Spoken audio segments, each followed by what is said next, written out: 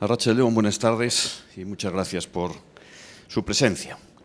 Se trata de presentar el libro dirigido por Josu Ugarte, La bolsa y la vida, que trata sobre todo lo que ha dado de sí a lo largo de este aproximadamente medio siglo de terrorismo, una dimensión muy específica del mismo, que es el terrorismo económico, que es de lo que vamos a hablar esta tarde. No nos puede acompañar Josu Ugarte, porque está en otros lugares y todavía no maneja el don de la ubicuidad, pero sí contamos con dos de los miembros de este equipo, Gaizka Fernández Soldevilla y Teo Santos, a los que luego daré paso después de esta primera intervención inicial. Pero todo empezó con el ausente, todo empezó con Josu Ugarte cuando, todavía dirigiendo aquella entidad, por desgracia desaparecida, dedicada a los asuntos de una sociedad más justa y más pacífica, Baqueas, cuando recibió una visita hace ya bastantes años de un empresario extorsionado también durante años y le propuso por qué no llevaban a cabo desde Baqueas un trabajo de investigación acerca de esta cuestión del terrorismo económico. En 2012 puso en marcha un gran equipo de trabajo auspiciado por la Universidad de Deusto y del mismo han salido ya dos trabajos. El primero de ellos, quizás alguno de ustedes estuvo también en la presentación que llevamos a cabo desde la propia Fundación Misivas del Terror, encabezado por Izaskun Sáez de la Fuente, recogía una dimensión más sociológica, filosófica, ética de este tema que nos toca, y el trabajo que presentamos hoy, La bolsa y la vida, tiene una dimensión, si cabe, más empírica, más desde la perspectiva histórica, atendiendo los aspectos jurídicos, los aspectos securitarios, la propia organización de la banda terrorista en lo que tiene que ver con estos aspectos y finalmente y también abordando directamente cuál ha sido el costo económico de todo lo que ha tenido que ver con la extorsión, la presión sobre los empresarios, los secuestros, los atracos, etcétera, etcétera.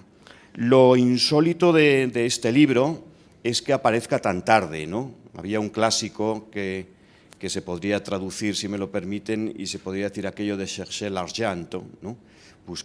Buscad el dinero, ¿no? Es decir, en todos los procesos delictivos, si se busca de dónde viene lo que alimenta el delito, ya tenemos la mitad del trabajo realizado. Cuesta creer, sin embargo, que no solo desde la perspectiva de los investigadores sociales, de los que se dedican a analizar la cuestión desde la historia, la sociología, el derecho, etcétera, sino, como luego nos hablará el propio Teo, también desde la propia perspectiva securitaria y policial, esta cuestión de determinar de dónde venía el dinero y tratar de taponar en lo inmediato la fuente de divisas, que es la que en definitiva permite llevar a cabo el mal, pues no fuera precisamente una de las cuestiones primeras a atender. Llega muy tarde y llega muy tarde de manera insólita porque, en definitiva, la relación que se establece entre dinero y actividad es determinante, como se muestra de una manera empírica y clara en el propio libro, ¿no?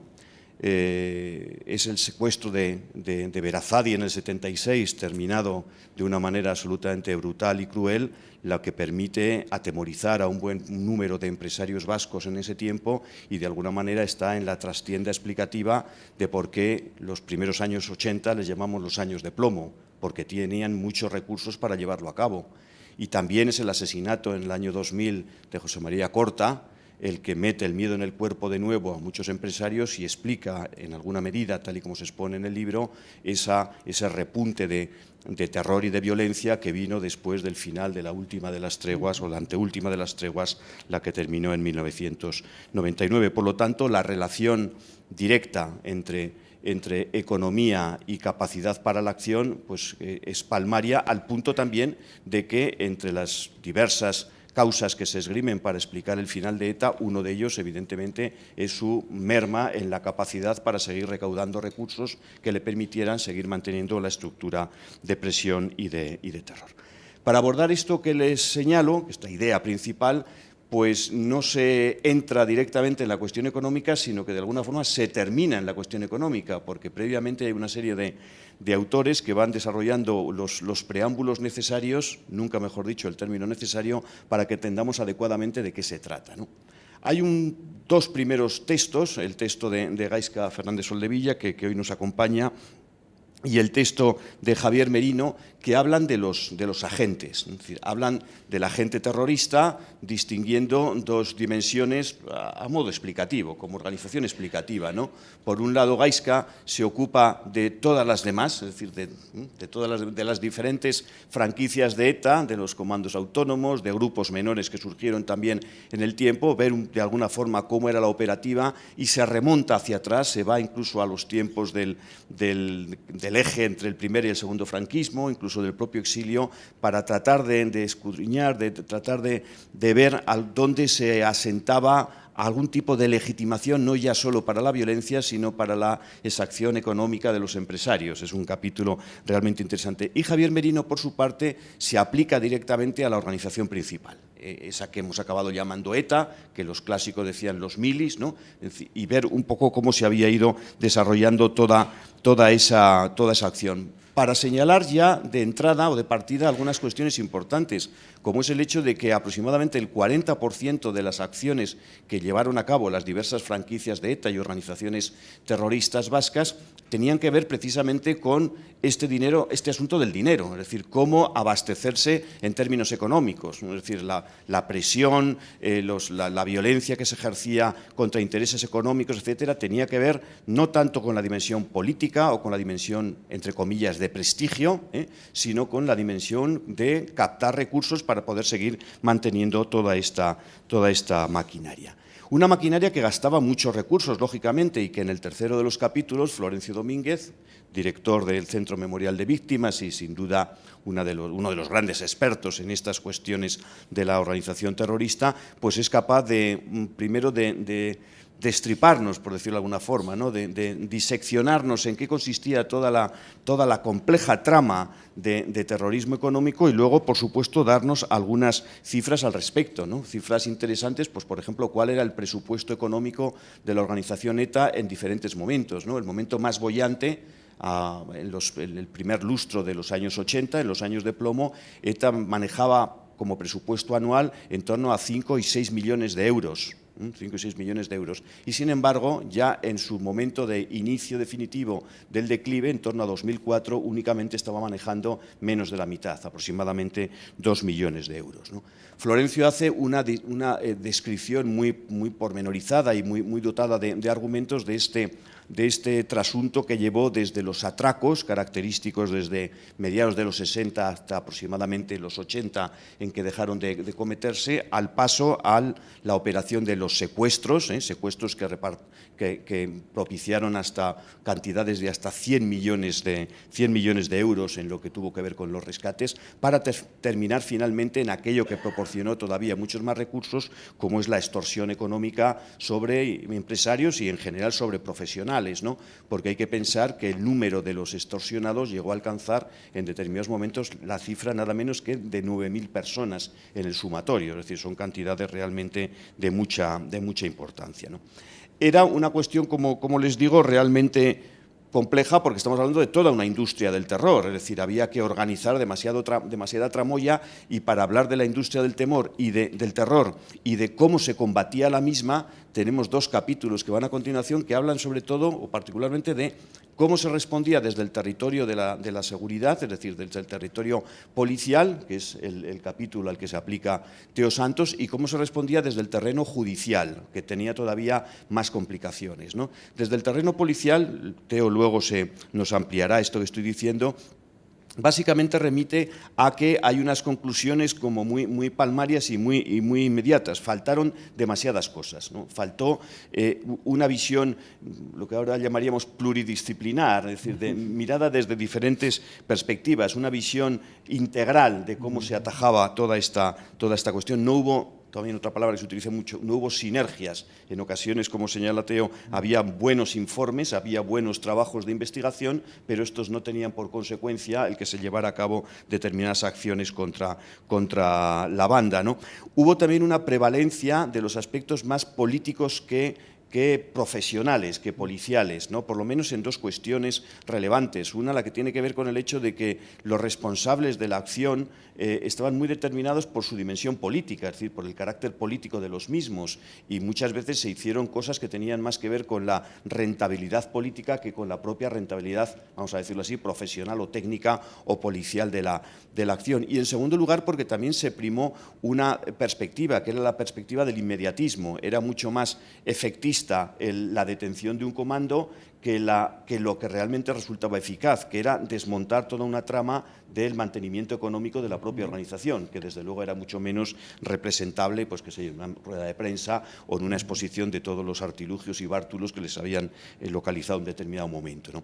Y en la misma línea de trabajo, José Mari Ruiz Soroa aborda la cuestión desde el punto de vista jurídico y judicial, y abordando un tema realmente complejo y escabroso. En este asunto que nos trae del terrorismo económico se establece un triángulo perverso, y ese triángulo perverso es el que forman la víctima, la organización terrorista y el Estado. Digo un triángulo porque en este caso la víctima tiene un doble problema. Además de ser extorsionada, es consciente de que si responde afirmativamente a la extorsión, jugándose su propia vida, está contribuyendo económicamente a que otras personas más sean extorsionadas o que pueda caer sobre ellos la propia acción del terrorismo, con lo cual la dimensión, la reflexión, el apuro ético es extraordinario, una cuestión que ya habían tratado también los colegas en Misivas del Terror, por ejemplo, ¿no? Pero es que también hay otra cuestión importante, y es cuál es la posición del Estado. Acudiendo al viejo Adam Smith, ¿no? y a Hobbes y a Locke y a todos los clásicos, ¿no? La primera función del Estado moderno es precisamente proporcionar la seguridad externa y externa a los ciudadanos. Bueno, estamos hablando de un Estado que era incapaz de proporcionar esa seguridad hasta muy tarde, y no solo eso, sino que si quería cumplir como Estado, tenía que perseguir a aquellos a los que no podía proteger. Es decir, tenía que perseguir judicialmente a aquellos que no se resistían al pago de la extorsión porque estaban contribuyendo a una acción delictiva, con lo cual era una situación realmente complicada. Ruiz Soroa lo que hace es analizar desde el punto de vista tanto legal como de la propia jurisprudencia cómo se actuó en este sentido, ¿no? Y la conclusión a la que llega es muy interesante. Hasta 2012, en aquel expediente contra las hermanas Bruño en Orio, no se llevó a cabo, hasta 2012, es decir, casi a punto de terminar esta historia, no se llevó a cabo el primero, que creo que es casi el único, de los expedientes judiciales contra personas que habían pagado el mal llamado impuesto revolucionario, ¿no? Un tema realmente interesante. Todo este preámbulo, este larguísimo preámbulo del propio libro, aparte del mío, del propio libro, nos coloca definitivamente en los 3 capítulos casi finales donde se aborda directamente la cuestión económica. Es un asunto realmente complicado, complicado por muchas razones. Una de ellas es que las fuentes, como es obvio, y no hace falta extenderse ahí, son muy difíciles de tener. Y en segundo lugar, porque el efecto del terrorismo sobre la economía tiene que ver no tanto con lo que estropea como con lo que no propicia. Es decir, son mucho menores los costes que se pueden generar por el estropicio, por una bomba, por cualquiera de estas actuaciones, como el hecho de todo el dinero que no llega a un lugar precisamente porque hay terroristas, ¿no? Pero para medir esta segunda cuestión, que es auténticamente la importante, esto únicamente se puede hacer desde la perspectiva de las modelizaciones económicas, ¿no? Es decir, modelos económicos, contrafactuales, en definitiva, ¿no? ¿Qué hubiera pasado si, ¿no? ¿Qué hubiera pasado con el País Vasco si no hubiera habido un agente que distorsiona el comportamiento más o menos normal normal y no siempre demasiado previsible de la economía, ¿no? Este es un asunto complicado, ¿no? Ya ha habido algunos, no demasiados, algunos trabajos analizando esta cuestión, y posiblemente cualquier cosa que se diga no dejará de ser más allá de una especulación, pero no dejará de tener un altísimo riesgo en la afirmación, como yo creo que este es el caso. Con todo, digamos que los autores, tanto Pablo Díaz Morlán, que no le he presentado, que es el que se dedica a esta cuestión económica, como Borja Montaño, que le complementa en el último de estos 3 capítulos, se mojan en la cuestión y llegan a ponerle cifras al asunto, ¿no? Hablan entre 20.000 y 25.000 millones de euros de costo del terrorismo en el País Vasco. Para que ustedes se hagan una idea, el presupuesto anual del Gobierno vasco está ahora mismo en los 11.000 millones de euros, o sea que sería aproximadamente dos temporadas y media, ¿no? 2 presupuestos y medio del Gobierno vasco en lo que se ha perdido, ¿no? En el cómputo sería aproximadamente 10 puntos de PIB, lo que se ha perdido con el terrorismo. Y una cosa muy interesante que yo creo que tendría mucho desarrollo: 10 puntos de PIB y 300.000 personas. Me explico, 300.000 personas de menos en el censo. Es decir, habría un cálculo de que en condiciones normales en este país tendríamos ahora 300.000 vascos más. El hecho de que no los tengamos no quiere decir que hayan desaparecido, sino que muchos con la reconversión industrial no encontraron un lugar apropiado para seguir estando en Vitoria, en Llodio o en Azkoitia, y prefirieron muchas veces volver a sus lugares de origen. Mucha gente, un número que nunca se podrá determinar, se marchó pues, por necesidad, por presión, o muchos se marcharon porque las expectativas de desarrollo de su vida no eran precisamente las más adecuadas. El hecho de que la economía no hubiera funcionado tal y como podría haber funcionado generó menores expectativas para las familias, con lo cual pues, nos convertimos en un momento dado nada menos que en el segundo lugar del mundo con menor tasa de natalidad después de Ciudad del Vaticano, y así creo que seguimos aproximadamente en estos momentos. Es decir, son situaciones realmente complicadas, ¿no? El estudio es muy pormenorizado y muy preciso en este asunto, ¿no? Trata los grandes hechos. Lemoniz, en el cómputo de resultados negativos, en el cómputo de costos, lo que ha supuesto la paralización de Lemoniz es entre 1/3 y 1/4 parte del total del costo negativo económico del terrorismo. Y además, muy importante, en este caso se pagó a escote por parte de se está pagando todavía, si no me equivoco, a escote por parte de todos los españoles en la factura de la luz que llega cada mes, ¿no? Trata aspectos muy importantes como son todo lo que tiene que ver, también difíciles de medir, la deslocalización, la desincentivación, el desprestigio que ha cargado la clase empresarial, con todo lo que ello supone de pérdida de capital social y de renovación precisamente de las estructuras empresariales de un país como el nuestro, que tiene simplemente 2 millones de habitantes. Es un asunto realmente complicado. Y trata también de un aspecto que es mucho más mensurable, como es la afección que tiene en el turismo. El turismo sí que se puede medir aproximadamente, aunque sí, luego siempre hay distorsiones, qué sé yo, pues el efecto Guggenheim o cosas por el estilo que también tienen que ver con ello. El resultado o la conclusión a la que llegan en su trabajo es que el perjuicio fue muy importante, pero sin embargo se consiguió mantener la posición, básicamente porque se trataba de un empresariado, de una industria muy pegada al suelo, muy pegada a la tierra, con muy pocas posibilidades y disponibilidades, tanto objetivas como subjetivas, para abandonar el lugar, por el extraordinario apoyo fiscal que suponía el manejo del autogobierno, que es el concierto económico y el cupo, los apoyos políticos que en ese sentido se llevaron a cabo, y el hecho también muy importante que la economía vasca de aquella época, y parece que todavía de la presente, tenía menor dependencia que el resto de la española, tanto de la inversión exterior, de la inversión extranjera, como del turismo, que son 2 sectores, uno macro y otro menos macro, más micro, que afectan extraordinariamente a estas dimensiones económicas. No se quedan ahí, no se quedan ahí, sino que incluso abundan en aspectos mucho más micro, ¿no? Como puedan ser unas relaciones laborales y un panorama sindical infectado desde el primer día con un factor distintivo como es el hecho de la violencia. Es decir, la naturalización o la legitimación de la violencia en las relaciones laborales se instituyó casi desde el primer día, allí a la altura de los primeros 70, con algunas extorsiones, con aquello que se llamó el pernicidio, ¿no? El disparo a la rodilla para doblegar pues, la resistencia en un combate de orden sindical, ¿no? La estigmatización del empresariado, también un asunto muy importante, o temas como la microextorsión, que es otra vez muy poco medible, pero sin ninguna duda todos sabemos de qué estamos hablando o de qué se está hablando en ese caso, ¿no? Y hay un territorio ya tremendamente resbaladizo y complejo en el que se atreve a meter también Díaz Morlán, que es hasta qué punto se podría establecer un criterio de que, digamos, el conjunto del Estado pudo satisfacer de una manera superior a la prevista al País Vasco para que pudiera resarcirse, para que pudiera equilibrar las pérdidas que estaban llevando a cabo con el terrorismo, centrándose básicamente en dos cuestiones. Una, los recursos que llegaron en los años 60 para la reconversión industrial.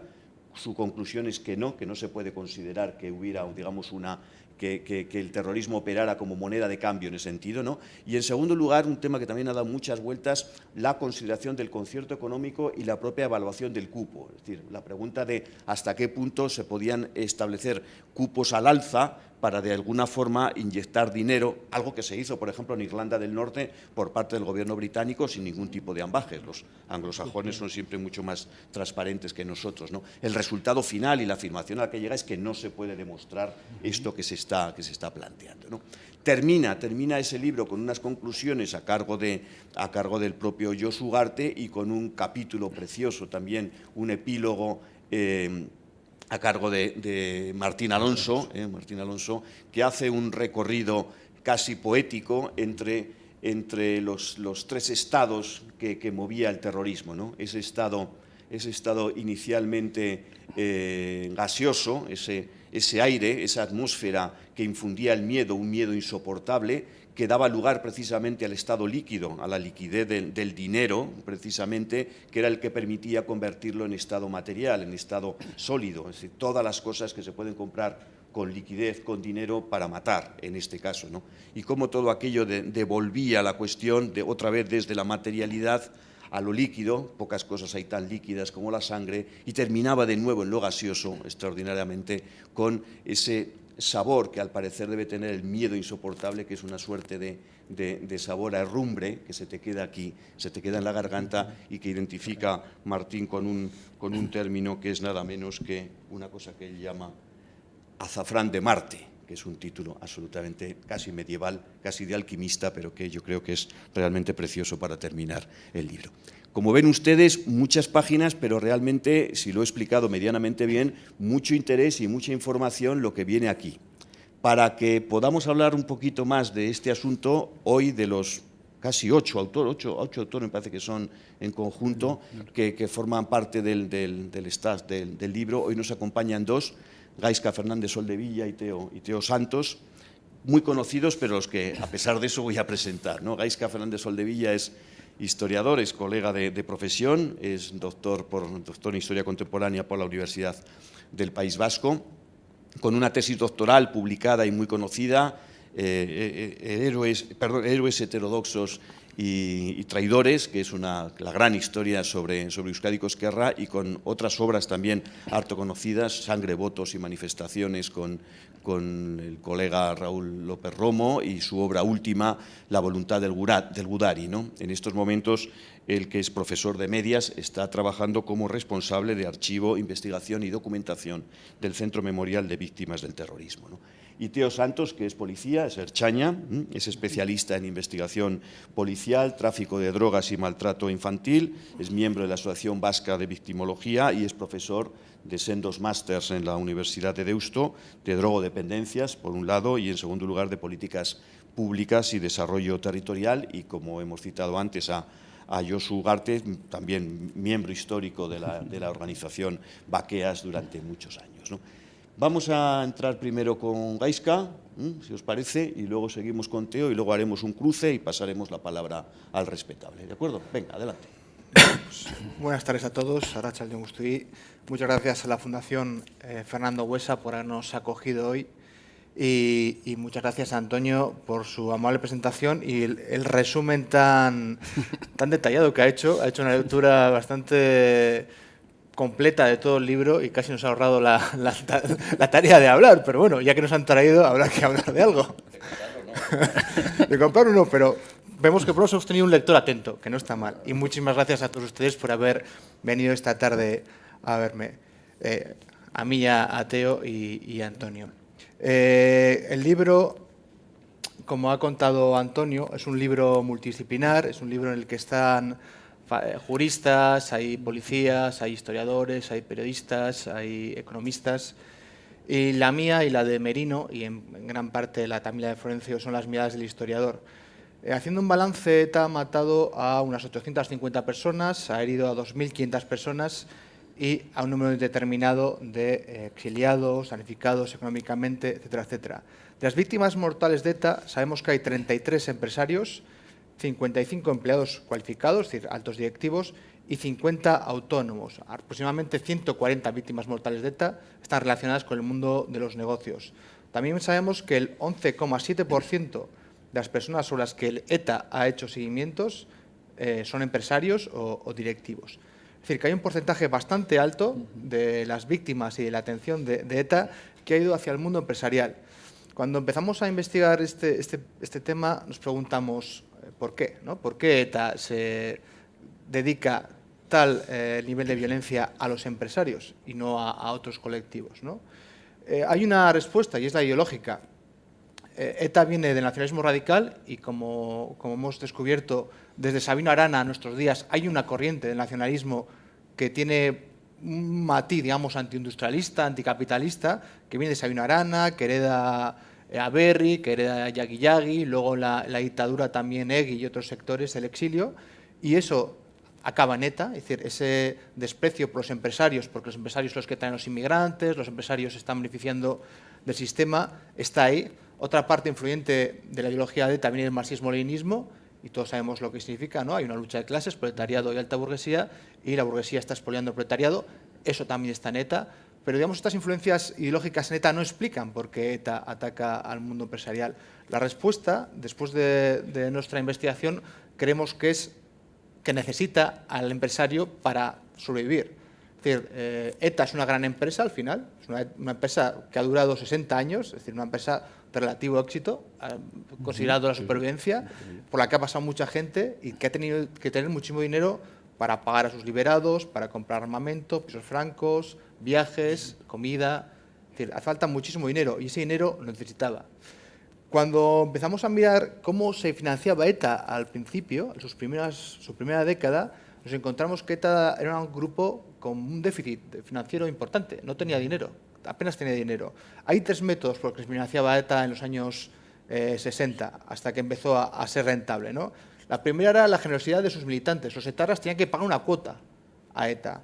Sabemos que, por ejemplo, en 1961 la cuota de los etarras era entre 3 y 5 pesetas, es decir, al cambio, 1 euro a la semana cada etarra tenía que pagar la organización para pertenecer a ETA.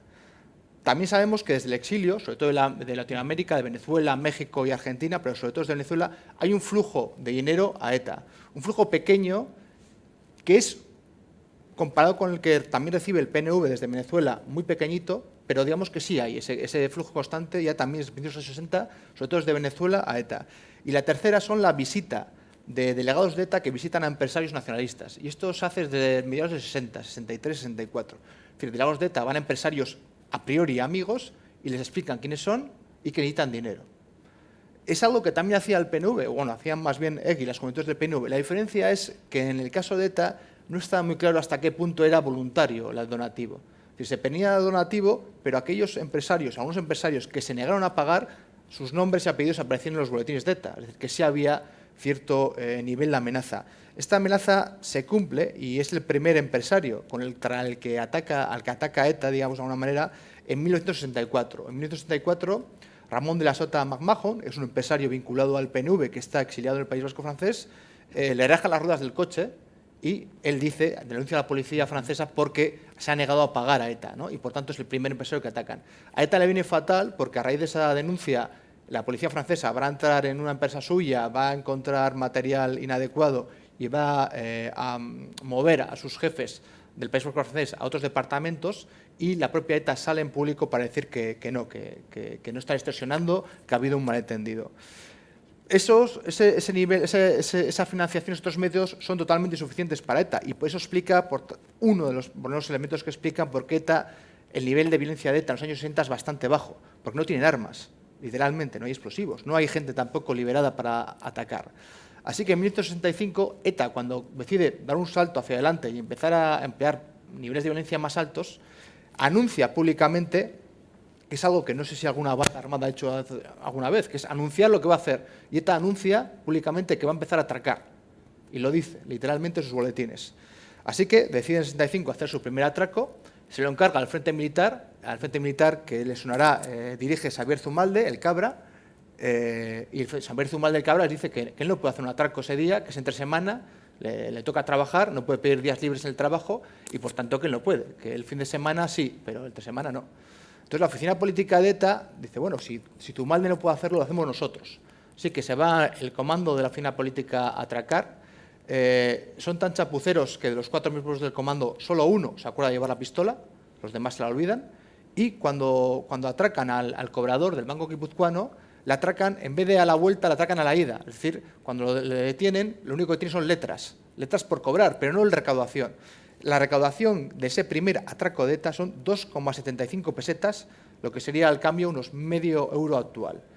Es tan chapucero ese atraco que después del atraco, uno de los líderes de ETA, Zalbide, es detenido por la Guardia Civil y provoca una serie de caídas en cascada en ETA bastante graves. Cuando ETA comienza a ser rentable, digamos, cuando tiene una autofinanciación que le permite convertirse en un grupo terrorista real, en el 67. En el 67 realiza su primer atraco con éxito, que es al Banco Guipuzcoano de Villabona. Secuestran al director, lo obligan a abrir la caja fuerte y se llevan 1 millón de pesetas. A los pocos meses, como no tiene información de otro banco, deciden atracar la misma sucursal. Van a Villabona, vuelven a atracar al pobre señor y le vuelven a robar, esta vez 600.000 pesetas. El tercer atraco ya será otra sucursal del mismo banco del Guipuzcoano, pero en Aratxabaleta. A partir de entonces, ETA va a seguir atracando y va a ser una de las fuentes de financiación más importantes de la banda, hasta que los bancos mejoren sus sistemas de seguridad. Atracarán a bancos, pero también a empresas. Hay una empresa, por ejemplo, de aquí, cercana a Álava, Vitoria, en el 74, por ejemplo, ETA atracó a Curtidos López de Heredia en Salvatierra, no sé si esa empresa todavía sigue, robó 550.000 pesetas y lo que es más, a un empleado le robó también la cartera y le robó 1.000 pesetas, 77 euros actuales. También roba a la Hermandad de Labradores de Tudela, es decir, que roba bastante gente, pero lo importante son los bancos. El segundo método son los secuestros. ETA empieza a secuestrar para obtener dinero en el 73. El primer empresario secuestrado es Felipe Huarte Beaumont, le secuestran en Pamplona en el 73 y consigue recaudar 50 millones de pesetas, lo que hoy al cambio serían 4,5 millones de euros. Casi la mitad de los 81 secuestros de ETA han tenido como finalidad pedir un rescate. Es decir, la mayoría, digamos, el grueso, han sido por eso. Como ha dicho antes Antonio, se calcula que alrededor de 100 millones de euros ha obtenido ETA por los rescates. Y el tercer método de financiación, el más conocido, es el impuesto revolucionario. Siempre habíamos creído que lo habían inventado los Polimilis, pero lo hemos descubierto, más bien fue Florencio Domínguez el que lo descubrió, que fue Xavier Zumalde, el Cabra, también, ¿no? Xavier Zumalde, el Cabra, cuando se extiende de ETA, con su grupúsculo, en 1970 empieza a enviar cartas de extorsión a empresarios de la zona de Oñate y no le pagan. Entonces, Xavier Zumalde quema alguna empresa, pone alguna bomba y le sigue sin pagar. Entonces, Zumalde dice literalmente en sus memorias, me doy cuenta que o mato a alguien o no van a pagar nadie. Y en ese momento Zumalde decide no matar. Así que el impuesto revolucionario se olvida. Lo recupera ETA político-militar en el 75. Y ahí sí va a ser rentable. ETA sí consigue que sea rentable. En parte, ETA político-militar no hace más que adaptar algo que funciona en el IRA, en las Brigadas Rojas, en otros grupos del contexto europeo, y en parte también sigue esa inercia de los delegados de ETA que eran los principios de los 60 o la inercia del Cabra. Es decir, que ya hay antecedentes en el mundo nacionalista radical. Tal es el buen funcionamiento del impuesto revolucionario que un año después los comandos autónomos y ETA militar les copian. Es decir, hay un momento, a partir del 76, 77, 78, que en Euskadi hay 3 grupos cobrando el impuesto revolucionario a la vez. Hay empresarios que cobran, o sea, que reciben 2 cartas de un grupo y de otro. Hay empresarios que pagan a un grupo y resulta que le secuestra a otro porque no sabe que ha pagado el primero, ¿no? Es tal el caos que los propios polimilis que han inventado el impuesto dejan de cobrarlo. Dicen, oye, en el 77 anuncian que no van a seguir cobrándolo porque es imposible controlarlo. ETA militar va a seguir y lo va a hacer con bastante buena fortuna. Sabemos que hay un mínimo más o menos de alrededor de 10.000, ¿no? Se suele decir, de empresarios que han recibido la carta. Probablemente sean muchos más, pero no podemos dar la cifra exacta, pero no sabemos cuántos han pagado. Y ahí en el libro son algunas cifras aproximadas, pero no tenemos tampoco la cifra exacta. Sabemos también que hay gente que por su cuenta delincuentes comunes que se aprovechan del miedo para también extorsionar a la gente, ¿no? Hay un caso muy conocido, porque hay sentencia. El presidente de la Junta Municipal de Pamplona del PNV y la administrativa del Bachoqui, quienes por su cuenta de riesgo, los dos, extorsionaron a empresarios de Pamplona, y se sabe que aproximadamente sacaron lo que hoy el día del cambio sería 86.000 euros. Bien, ¿cuál es la diferencia entre Zumalde, a la que no pagaba nadie, y ETA, la que sí pagan? Ha mencionado ya antes Antonio, hay dos secuestros y asesinatos fundamentales. Ángel Berazadi, en el 76, y Javier de Ibarra, en el 77. ¿No? Los dos secuestros se les pide un rescate, los dos no reciben el rescate y los dos empresarios son asesinados. Eso lo cambia todo. El propio Xavier Zumalde cuenta sus memorias, ¿no?, que un miembro de ETA le dice: hasta ahora no habíamos conseguido por ningún medio que los empresarios y la oligarquía vasca apartase ni un solo duro a nuestra lucha. Y de pronto, nada más conocerse la muerte de Berazadi, de la noche a la mañana nos vienen a casa sin que ni siquiera necesidad de llamarles a traernos grandes cantidades de dinero. Estamos asombrados.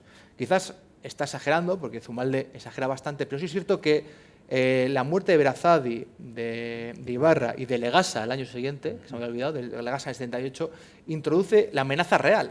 Y eso cambia todo, porque el empresario se da cuenta que sí, si no paga puede haber una consecuencia real en su vida, y por tanto va a hacer que el impuesto revolucionario sea mucho más rentable. Y ahora dejaré a Teo que hable cómo ha luchado la policía precisamente contra estos métodos de financiación de ETA.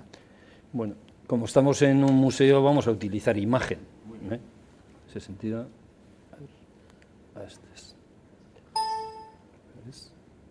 ¿cuál era? Este. Bueno, y tal como es inalámbrico, si me permiten, me voy a levantar. Primera cuestión, desde luego, cortesía no solo, sino agradecer la posibilidad de hablar y de trasladar lo que han sido años de estudios, porque el librito, lo del librito es un decir, nos ha llevado años. Entonces, aparte de que éramos un equipo de mucho debate interno, era laborioso meternos, introducirnos en una materia relativamente nueva, más bien muy nueva. Así que eso nos costó y, bueno, se siguió adelante. La posibilidad de trasladarlo, pues, es muy agradable. Y después, por otra cuestión, con la Fundación Fernando Buesa Fundación, pues es la parte más agradable, es la primera fundación que introdujo también al escolta asesinado, a Jorge Díez Elorza. Así que no solamente en la relación profesional, la atención y la vinculación, que lo que pida la Fernando Buesa, pues hay que darlo, porque es legítimo ser agradecidos a quien ha apoyado, porque nunca los asesinados, que eran los importantes, los políticos, etcétera, tenían en cuenta a quien morían con ellos o protegiéndolos. Y en ese sentido, el salto cualitativo que dio la Fernando Buesa, pues qué menos que agradecerlo en ese sentido. Y también recordando a Jorge Díez Elorza y compañía, claro, porque han sido bastantes situaciones de ese tenor, que o bien relacionados con políticos, etcétera, pero también con empresarios hemos tenido que ver, ¿no? Luego comentaré también alguna anécdota que no ha sido tan buena la intervención policial con respecto a empresarios o personas a proteger, pero paso a paso. Una salvedad, un paréntesis para decir que aquello que estoy comentando lo comento a título personal. No tiene nada que ver mi trabajo en la Ertzaintza, en la Ertzainetxea de Balmaseda, responsable de investigación de aquella zona preciosa de Enkarterri, pero aquí estoy como una persona que se vincula a este tipo de estudios, punto. Ni siquiera el tema de la Universidad de Deusto, etcétera. Traslado los comentarios y sobre todo el análisis que hemos desarrollado durante ese tiempo a título personal o individual. Y segunda cuestión relacionada, y por esto la imagen, vinculado también a la Fernando Buesa, a la Fundación, es la utilización de un método de análisis contrastado internacionalmente. También la Fundación Fernando Buesa estableció en uno de sus trabajos el método ecológico de Bronfenbrenner, ese nombre tan raro, pero que viene muy bien. Ellos lo aplicaron en el ámbito del estudio, de la educación. Nosotros lo hemos aplicado porque es el método que sigue Naciones Unidas en los estudios de violencia.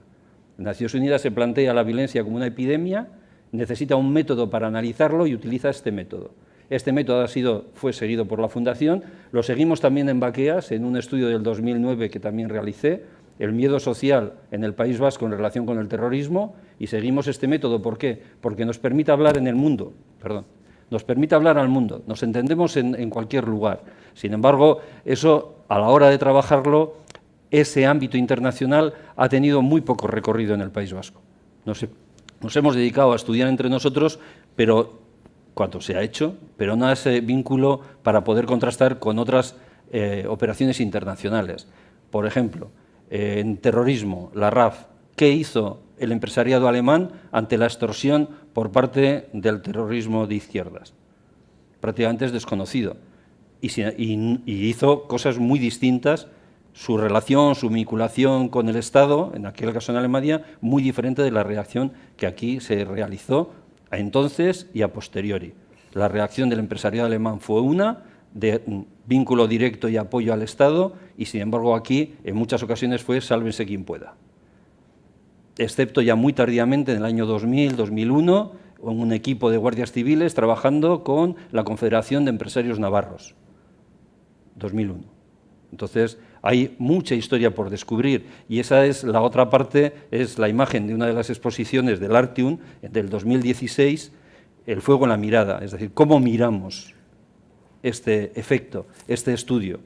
Es muy importante la mirada, desde un elemento objetivo, desde una implicación victimológica, depende cómo miremos, vamos a encontrarnos cosas distintas. La ventaja de Wolfenbender es que pone tanto al individuo, al empresario en este caso, ojo, o al policía, porque ¿qué policías han trabajado en la extorsión? Se seleccionaban, tenían una dedicación específica, estaban especialmente preparados para trabajar este ámbito de la investigación económica de los delitos. La respuesta primaria es que no había una especialización hasta el año 2006-2007. ¿De qué estamos hablando? Entonces, cuando ya se introdujo la inteligencia económica, etcétera. Pero, por partes, mirada sobre este efecto, lenguaje que nos podamos entender en el mundo y que en el mundo que se conoce y que podemos contrastar, y un método que es válido porque tiene no solamente en cuenta a las personas, que es fundamental, sino también en los entornos en los que se mueve. No era lo mismo trabajar desde la policía con un empresario en el Goierri guipuzcoano que en la parte de Salvatierra, donde efectivamente hubo problemas, pero tampoco en el tiempo. La intervención policial en el ámbito de la protección a empresarios que eran extorsionados, siendo conscientes desde el primer momento. La policía, cuando lees los documentos de la policía franquista, era perfectamente consciente que tenían que quitar la financiación, que la financiación era lo que les permitía hacer en un primer momento propaganda o conseguir moverse, los liberados, etcétera. Pero siendo conscientes de ello, no se intervenía, porque el costo, la necesidad de plantillas, etcétera, que ahora veremos a continuación, no les permitía hacer ese tipo de objetivos o seguir ese tipo de objetivos, de evitar la financiación de la entidad terrorista, algo que ahora es absolutamente inasumible. Ninguna operación antiterrorista actualmente deja de lado la financiación, ni en el yihadismo, que es una financiación más leve generalmente, con mucho menos dinero. Los atentados terroristas yihadistas son muy baratos, a otros atentados que son más caros.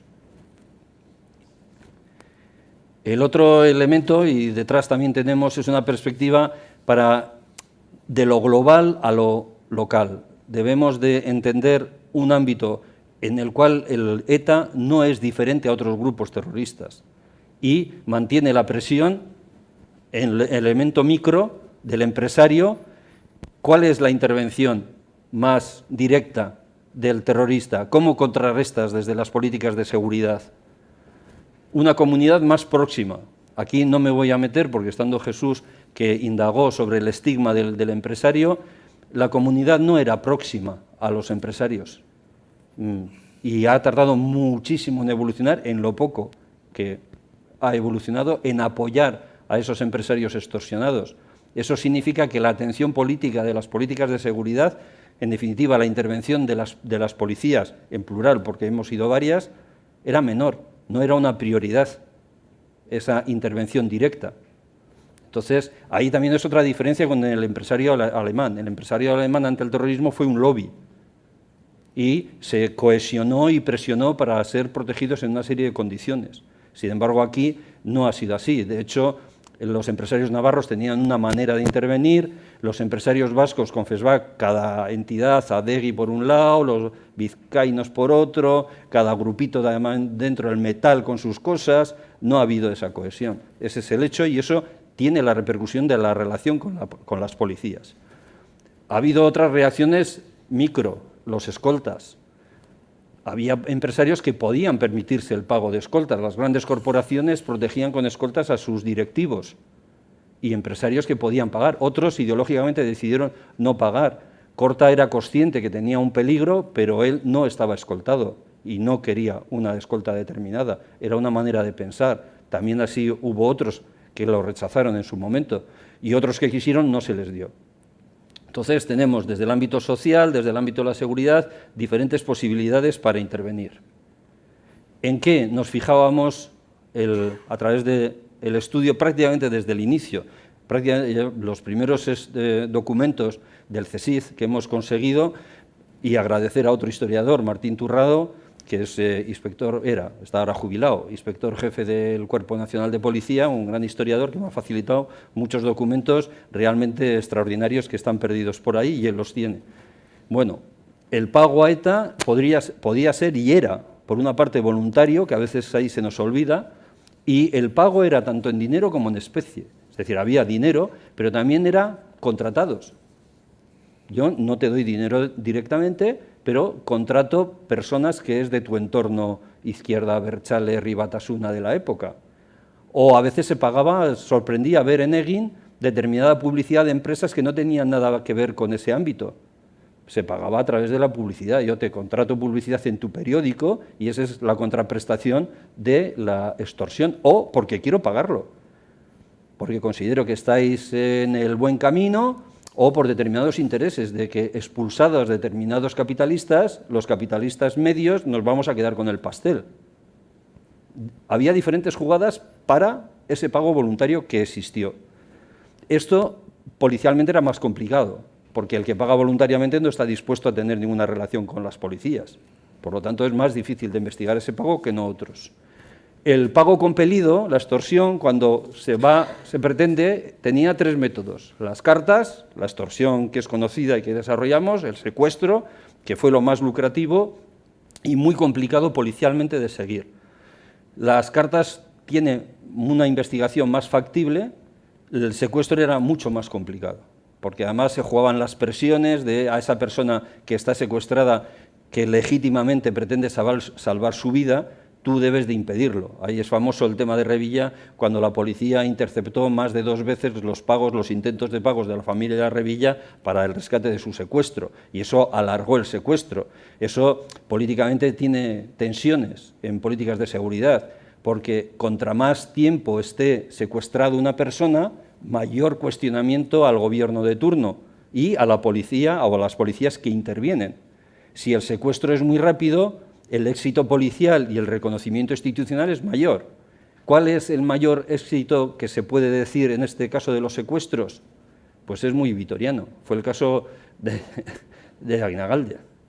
En 16, 17 días se resolvió por parte de la Archaña, y además una Archaña inicial. No lo digo por poner medallas a la Archaña en contra de, no, cada uno ha tenido sus motivos. Y eso además, en el caso de la Policía Autónoma, conllevó una medida de hasta dónde se podía llegar, la eficacia que podíamos tener. A una persona que se le secuestra, se le mete en una cueva reformada, etcétera, o sea, unas dificultades y una infraestructura importante, toque de arrebato del PNV internamente y de la institución de la Archancha, se descubre la cueva, se interviene directamente, se le saca vivo a él, aunque murió en la acción Genaro García Andain, pero daba la medida de lo que podíamos llegar a hacer en política y sobre todo en intervención antiterrorista. Política de decisión de los estamentos políticos, no lo consentimos este secuestro de este empresario, igual hay que añadir porque es de los nuestros. Pero la otra parte es la intervención policial directa y éxito policialmente hablando. Bueno, esto secuestro y luego la contribución que Antonio decía antes de el tema de la recaudación de los sobres, típico sobre que se deja en el comercio, pasaremos el viernes. A ver quién tenía ganas de dejar el sobre vacío. Ese sobre tenía que tener algo dentro, más o menos. Entonces, allí hubo una cosa que a mí me quedó del libro, y es que hubo un colega italiano que estaba en ese momento en la Universidad de Deusto y hizo una primera aproximación sobre la microextorsión y cómo trabajaba y qué comparación hacía. Él estaba siciliano, entonces conocía el ámbito de Sicilia y el ámbito de Italia y qué similitudes tan interesantes tenía un método y otro. Y la reacción de los empresarios.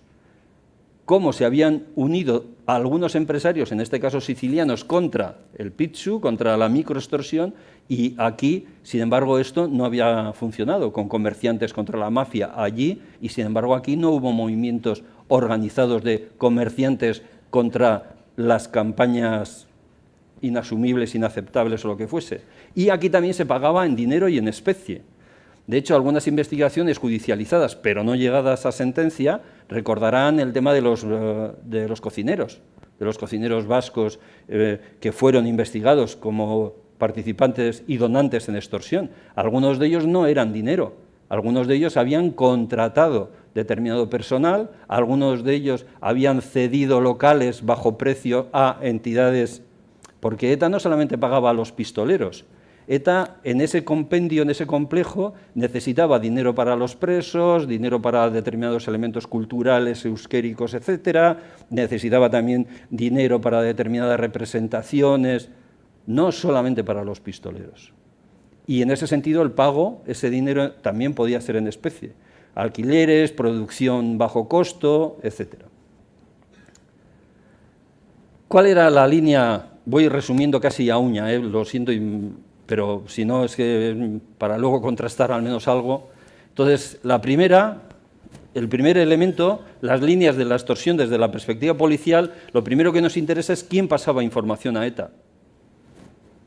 Porque si ETA no tenía información de qué capacidad económica tenía, qué liquidez, etcétera, a veces se han dado circunstancias muy escabrosas ahí, de pedir dinero a quien estaba arruinado, etcétera. O en otros casos la información, yo recuerdo una entrevista con dos empresarios en los cuales me decían, esta dirección, con mi nombre, solo está en la Diputación Foral de Guipúzcoa. Entonces, ¿cómo es posible que esa conexión la tenga ETA? En otros casos, este dato solo está en tal caja. Hice una operación, necesitaba poner una libreta, hice mi nombre con esa dirección y a ese nombre y a esa dirección me ha llegado la carta. Entonces, ¿qué fuentes de información tenía ETA para extorsionar a, en este caso, empresarios, directivos, profesionales liberales, etcétera? Luego está la decisión de ETA.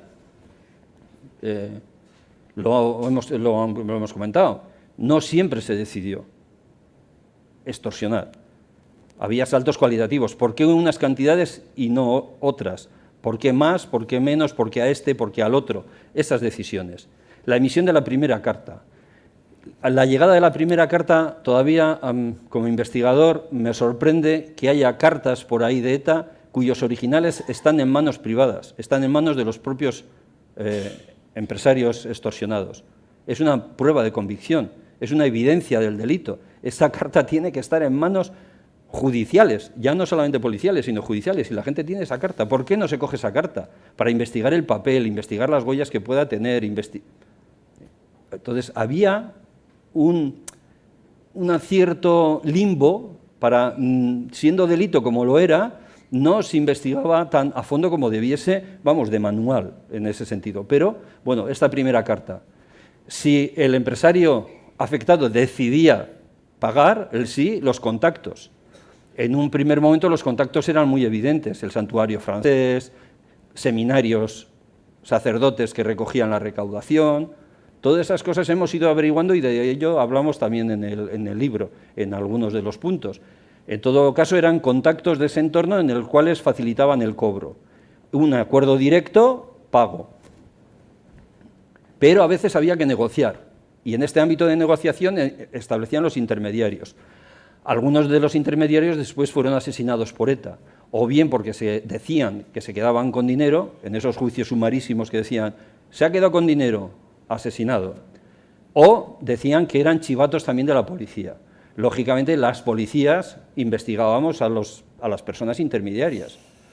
ninguna fue sentenciada como colaborador, copartícipe, etcétera, de la extorsión de ETA. Pero ha habido varios casos de investigaciones al respecto.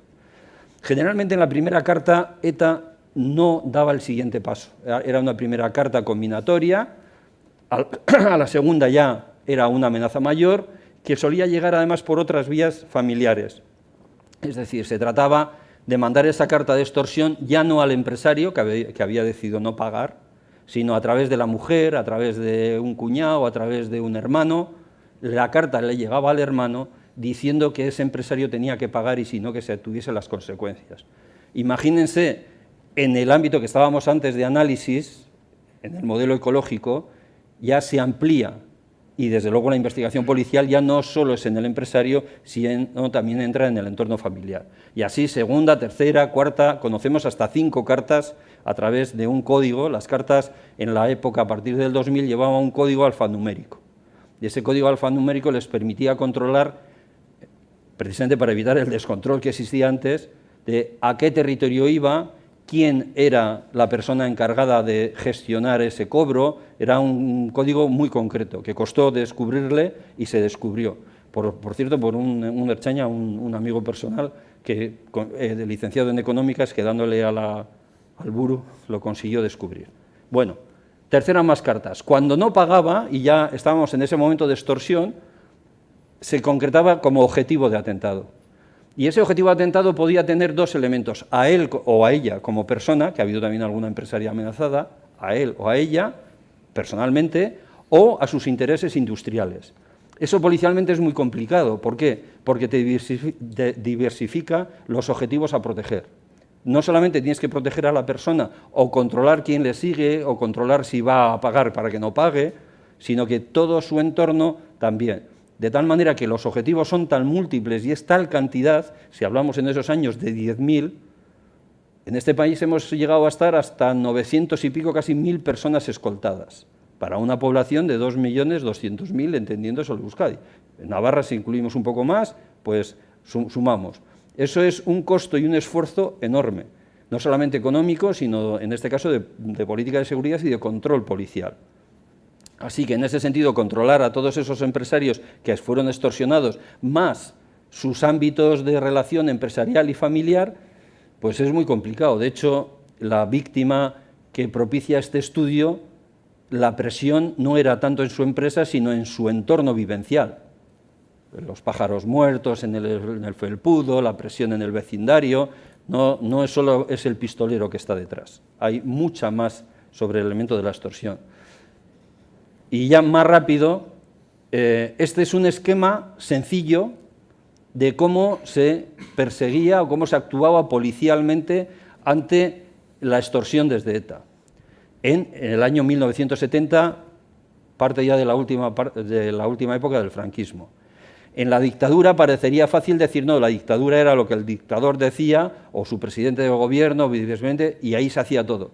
No es verdad. Lo que hemos descubierto en el estudio es que había diferentes intereses, diferentes relaciones para intervenir ahí. Un descubrimiento. El segundo, si se quiere, es más grave, y es que eso de lo que haga falta contra el terrorismo es una gran falacia. Había escasez de plantillas. Las plantillas en el País Vasco no se cubrían precisamente porque estaba el terrorismo de ETA y ya había habido ya los asesinatos, etc. Entonces, ni estaba toda la plantilla. Tal vez el policía más eficaz contra ETA, Sanz, llegaba a tener en los años 70 14 personas y 2 vehículos para controlar todo el movimiento subversivo en el País Vasco. Entonces, para todo. Entonces, su objetivo principal eran los pistoleros y luego, eso sí, los sindicalistas. El tema del sindicalismo lo tenían muy fijo y era toda la presión de lo que se llamaba Brigada Político-Social, bueno, la Brigada de Información Social.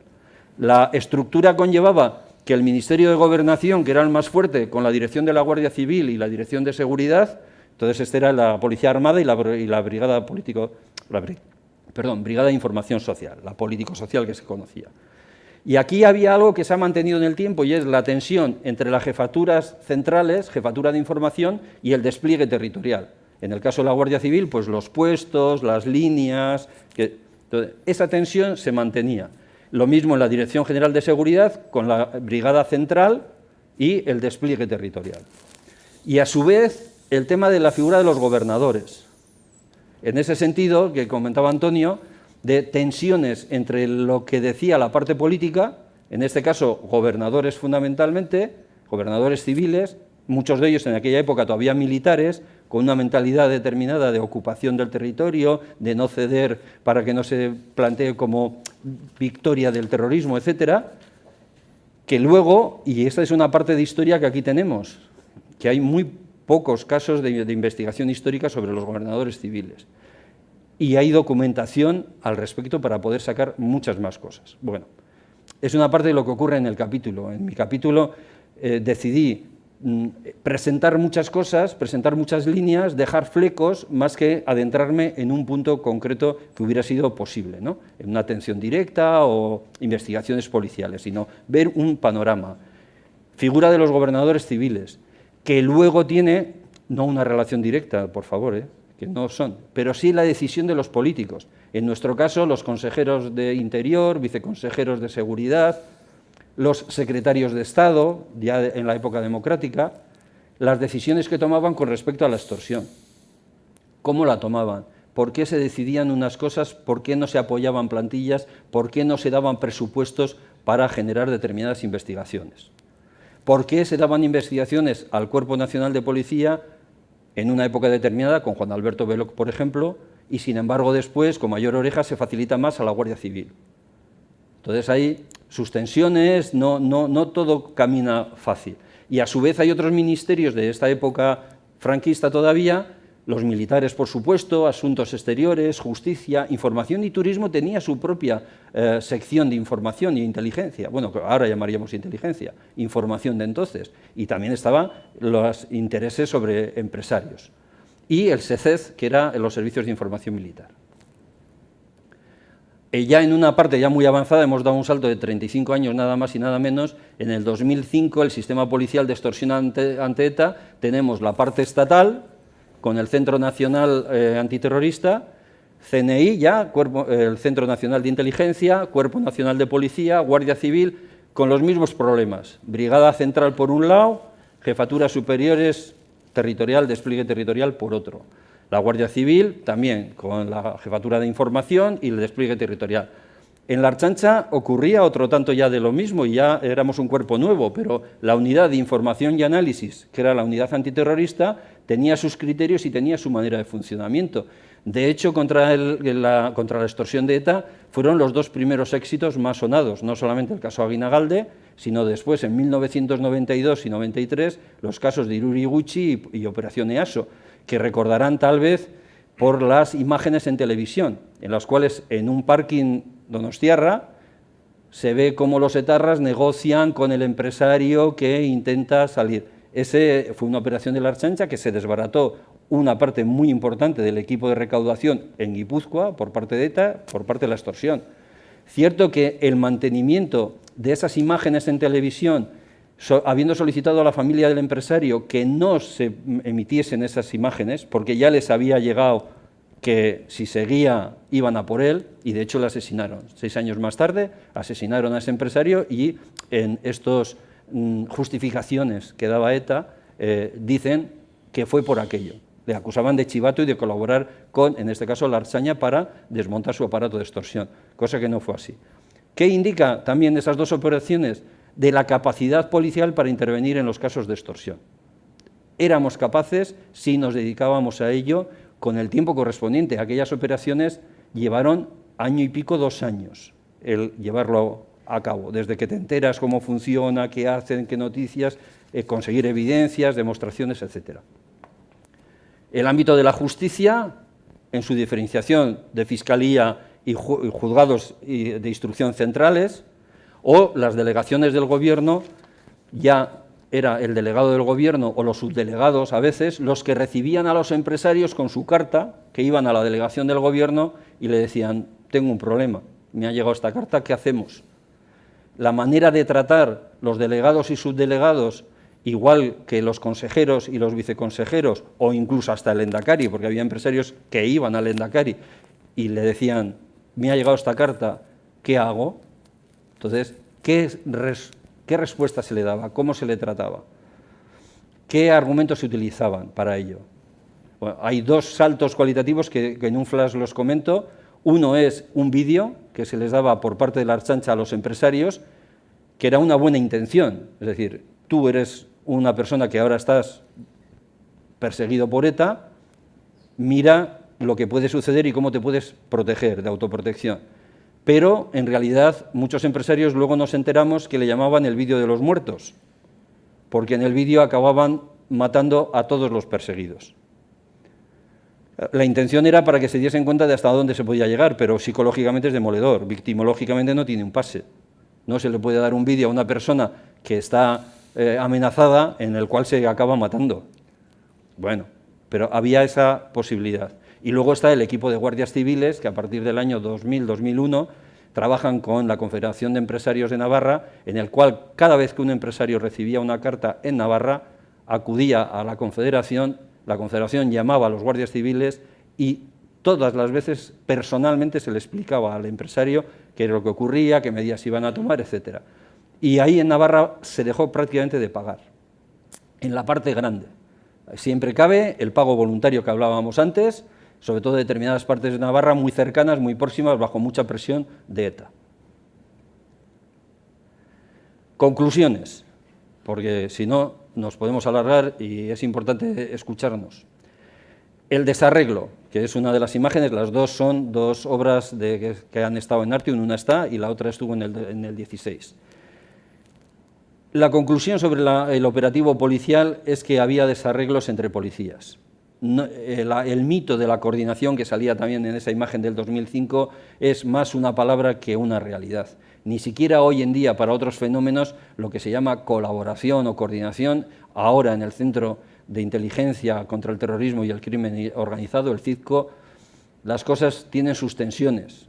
Acabamos de ver una noticia, por traerlo al día, que la consejera de Seguridad no ha ido a la reunión con el ministro de Interior para el terrorismo yihadista. Si eso lo volvemos en la historia, eso ocurría también. No había relación, se presionaba sobre la Junta de Seguridad, es decir, había cruces de políticas. No todo era a por ellos, no. Había diversos intereses que aquí se cruzaban. En ese sentido, el desarreglo. Y el fuego de la visión. Tenemos que aprender, no solamente por lo que se dice, para que no se vuelva a repetir, etcétera. La historia nunca se repite. El río, cuando ha pasado, ya es otro río. Pero sí tenemos que entender que esto era fundamental, que las investigaciones y cortar la financiación del terrorismo es esencial. Y no estamos todavía ahí. De hecho, el SEPLAC o servicios que hay contra la financiación del crimen organizado y el terrorismo han denunciado varias veces en Europol y en otros lugares la carencia de efectivos en este campo.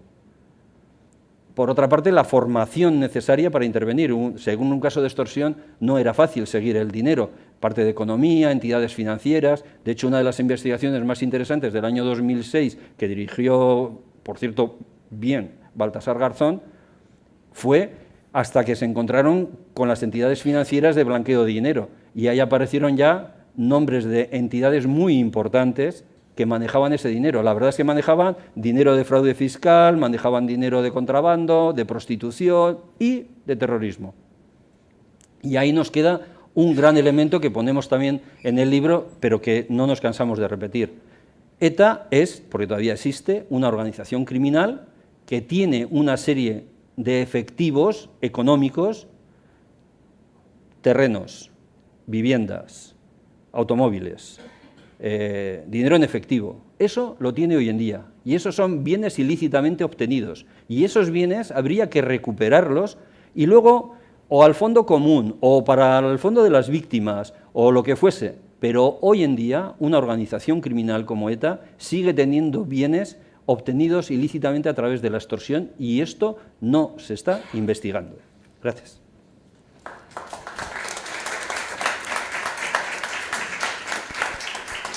Muy bien, Teo, y muy bien, Gaizka. ¿Y qué hora es? -4. No os pregunto nada. Vamos a ver si el público quiere preguntar algo, porque si no vamos a arrebatar toda la voz. ¿Alguien tiene alguna pregunta, alguna intervención? Adelante.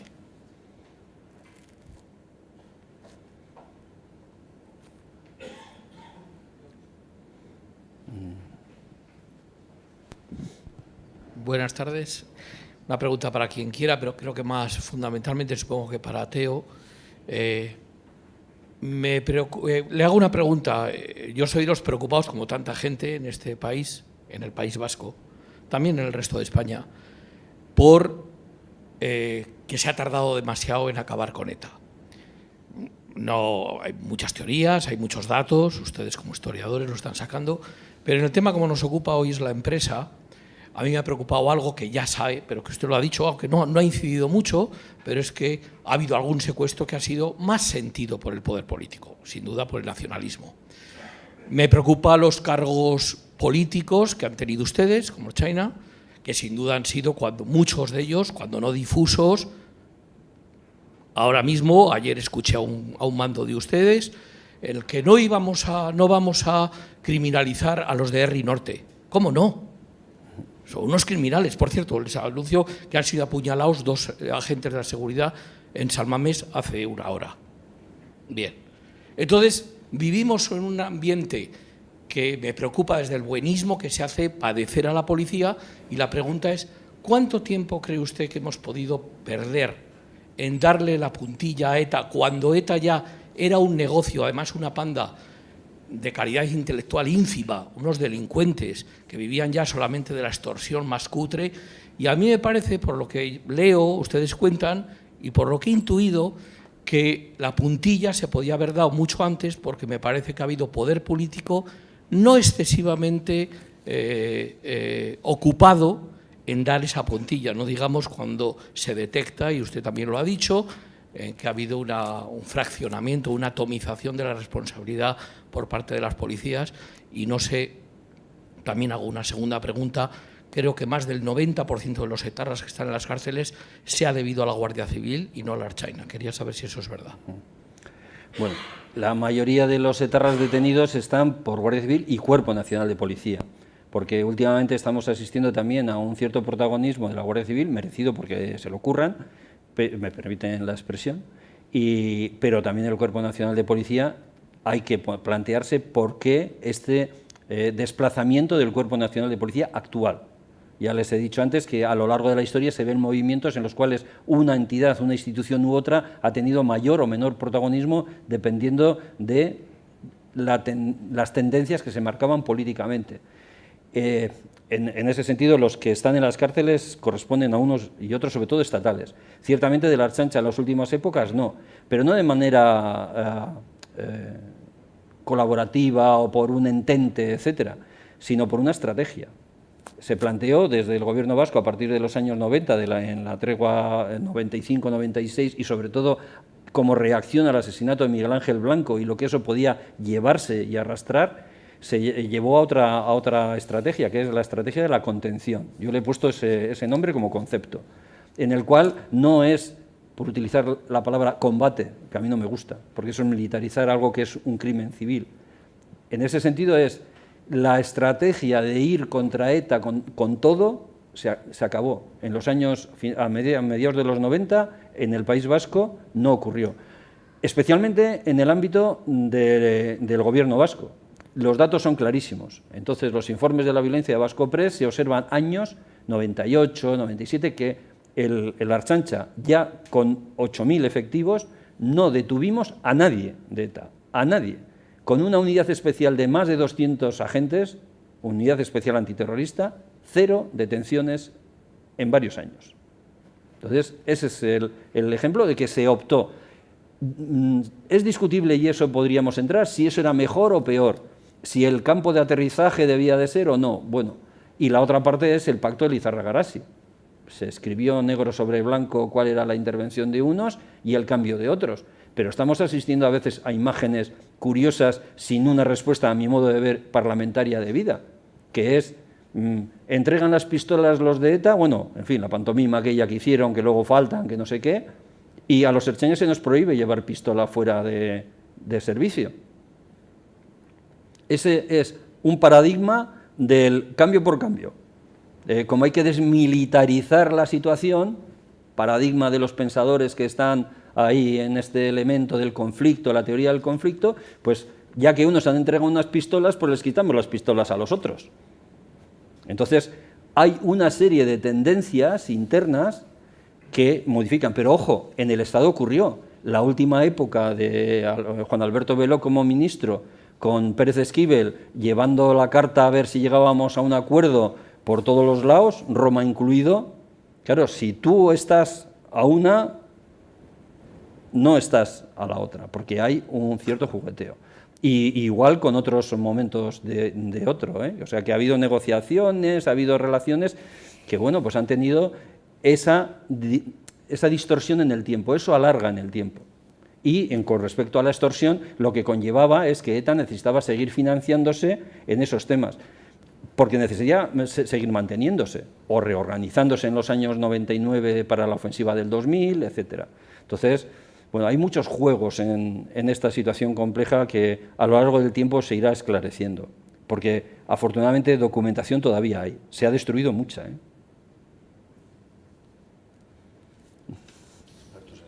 Sí, sí. Sí. Más cuestiones tenéis por ahí. Bueno, en primer lugar, se oye, sí, agradeceros, Gaizka, Teo y todo el equipo. O sea, porque cuando un amigo presenta una obra, presenta un libro, pues los amigos se alegran y yo me alegro y os doy la enhorabuena por esta obra y esta presentación. Y luego una pregunta. La hice también, en otro momento, en otra presentación, sabiendo del nivel de sufrimiento del empresariado vasco, también el empresariado español, indudablemente, pero bueno, vamos a enterrarnos en el empresariado vasco, sabiendo por lo que han pasado ellos y sus familias, sabiendo el nivel de ansiedad, de estrés, de sufrimiento padecido. ¿Por qué en esta sala, y perdónenme ustedes, no me malinterprete que quizás haya aquí algún empresario, ¿por qué esta sala no está llena de empresarios, de familias, de hijos, de empresarios, atendiendo a esta presentación? ¿Qué pasa o qué puede estar pasando todavía entre ese empresariado vasco? ¿Por qué ocurre esto? ¿Se quiere pasar páginas, se quiere olvidar, no se quiere recordar el sufrimiento? ¿O hay otro tipo de aspectos que quizás se me escapan? ¿Qué opinión tenéis al respecto? Bueno, yo recuerdo una foto de hace no mucho que aparecía, creo que era el presidente de Confebask, ¿no?, con Arnaldo Otegi, de una reunión. Claro, y recordé que Arnaldo Otegi, cuando lo detuvieron la primera vez, cuando era miembro de ETA todavía, no la segunda, la primera, en Francia, tenía cartas de extorsión. Es decir, Otegi, de alguna manera, estaba trabajando, tenía algún papel, ¿no? Claro, llama la atención y luego el salto, ¿no?, cualitativo, 20 años después, o más bien 30 años después de ser recibido por el presidente de Confebask, y aquí no ha pasado nada. Y hay también bastante diferencia, porque hemos estado en Pamplona hace poco, con lo que ha pasado en Navarra. Es decir, los empresarios de Navarra y la Confederación de Empresarios de Navarra ha actuado de otra manera muy diferente, y se nota también que por lo menos ha estado más atento a este tema. Yo creo que, como has escrito tú también, ¿no?, que el empresario tiene un estigma importante, ha tenido un estigma importante en Euskadi. ETA ha sido la pieza nuclear. Los que pagaban porque pagaban, los que no pagaban porque tampoco contaban que no pagaban, ¿no? Es decir, los casos en realidad de empresarios que han salido a luz pública y han denunciado el chantaje se pueden contar con los dedos de la mano.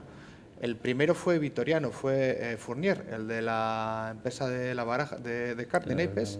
El 76 fue el primer empresario que anunció públicamente la extorsión. Y el segundo, si me equivoco, era Alcorta. Alcorta, el de Coipe. ¿no? El de Coipe, que le queman el almacén. Pero quitando a esos dos y luego a uno más, Ay, perdón. la minoría pagó, la mayoría se resistió, pero cayó. Entonces, ese estigma de haber pagado o de no decir a tu familia o a nadie que has pagado, yo creo que permanece, ¿no? Es mi punto de vista. Hay un enfoque de los empresarios, sobre todo de los vascos, entendido esa diferencia. Tenemos el lío este de Navarra, no sé qué. Pero dentro de los empresarios vascos había diferencias también entre alaveses, entre vizcaínos y guipuzcoanos. Los más reacios a cualquier tipo de relación han sido los guipuzcoanos, porque han sufrido más directamente la presión, pero no solamente eso, porque ante la reacción de una presión ha habido otras experiencias. En este caso yo he estudiado más la alemana, pero en otros países que ante determinados crímenes crimen organizado, el terrorismo es un crimen organizado, han tenido otra manera de enfrentarse. Y aquí es más el distanciarse. Es un poco la falta de afectividad que se nos achaca en el norte, que somos incapaces entre los hombres, digo porque han sido mayoritariamente hombres, no porque no ha habido alguna mujer, pero pocas. En ese sentido somos incapaces de ser afectivos y de darnos 2 besos, pues en ese sentido de besos, de relación, la tendencia es a no relacionarse, la tendencia es a convertirse en cerrazón, pero ni siquiera en las organizaciones, no, como personas. Cuando yo he tenido la oportunidad de hablar con algunos empresarios con los temas de extorsión, su principal motivo es que no se entere nadie más. Digo, ¿cómo que no se entere nadie más? Una cosa es que no lo publiques, que no te pongas ahí en primera página, pero que esto se comente y que esto se tenga claro. Entonces hay esa tendencia a no implicarnos, bueno, vamos a pasar esto, y en ese sentido, pues que no estén aquí es una pena, en general me refiero como cargos directivos, pero no me extraña. Una experiencia personal, estando de concejal, hicimos unos concejales europeos que vinieron a apoyar a concejales vascos del Partido Socialista y del Partido Popular, y tuvimos una entrevista con el SEA, con el Sindicato de Empresarios Alaveses, y lo primero que dijeron es que ni una foto. Vienen en solidaridad de Bruselas a estar con nosotros para una relación y lo que no quieren es nada. Entonces, esa es la tendencia que todavía está ahí. Y luego es que se ha trabajado muy poco internamente con los empresarios, excepto en Navarra, que estos guardias civiles, este equipo, trabajó con ellos. Entonces hay otro ambiente, hay otra relación. En el libro cuenta que le dan un premio, le van a dar un premio a un empresario, y el empresario dice que está muy orgulloso de ello, pero por favor que no lo publique nadie, que no se sepa. En publicidad se ha perdido mucho dinero con este asunto también. Bueno, no da el tiempo para más. Muchísimas gracias a todos ustedes por su presencia, gracias a Gaizka y a Teo, y nada, invitarles a que lean el libro porque sin duda va a ser de gran interés. Muchas gracias, buenas tardes. Gracias.